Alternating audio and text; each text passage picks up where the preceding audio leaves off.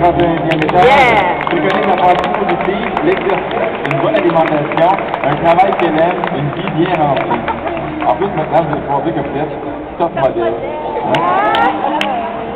Elle se sent bien dans sa peau, mais elle peut tirer un petit coup de pouce d'un professionnel afin de trouver un style adapté à son âge et à son corps. À sa silhouette. Et en fait, ce que Suzy porte présentement, c'est aussi la tendance du carreau.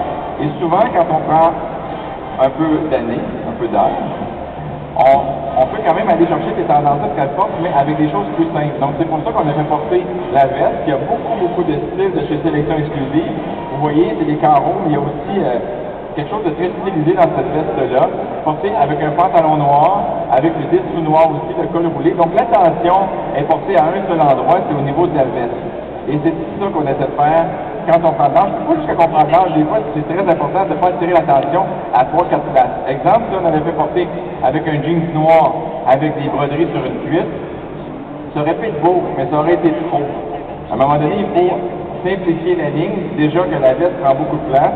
Et regardez, même au niveau du sac à main, on est allé dans les teintes de noir aussi, pour pas aller voler le punch à la veste. Et très important au niveau du sac à main aussi, vous voyez, son sac à main arrive juste dans le creux de la taille ici. C'est important ça. Souvent, si le sac à main, vous le portez, il arrive vraiment au niveau de vos hanches et que vous êtes plus forte au niveau des hanches, ça élargit au niveau des hanches parce qu'on attire le regard, parce qu'il est quand même brillant un petit peu. Et le sac à main, ça attire l'attention. C'est pour ça que c'est un accessoire aussi important dans les tendances. C'est pour ça que les femmes aiment tant les sacs à main. Je pense que c'est un peu pour ça. Donc, on regarde toujours la proportion du sac à main également.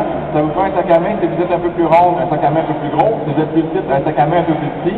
Parce que si vous êtes ronde et que vous avez un petit sac à main, ce que ça fait, c'est que vous paraissez juste plus ronde ou on dirait que le sac à main aurait poussé. Et le contraire est vrai aussi. Si vous êtes toute petite, toute menue, que vous avez le gros sac à main, puis on sait très bien les femmes que vous savez comment remplir les sacs à main. On dit toujours, hein, c'est pas parce qu'il y a 40 ou 10 livres dedans qu'on est obligé d'en mettre 10 livres. Hein, faut en mettre un petit peu moins. Quoi que je dis toujours, il faut garder de la place pour les clés, le portefeuille et les lunettes de votre chum quand même, dans le sac à main. Ça reste toujours pratique. Merci beaucoup, Suzy. On va avoir la chance de les revoir tantôt également.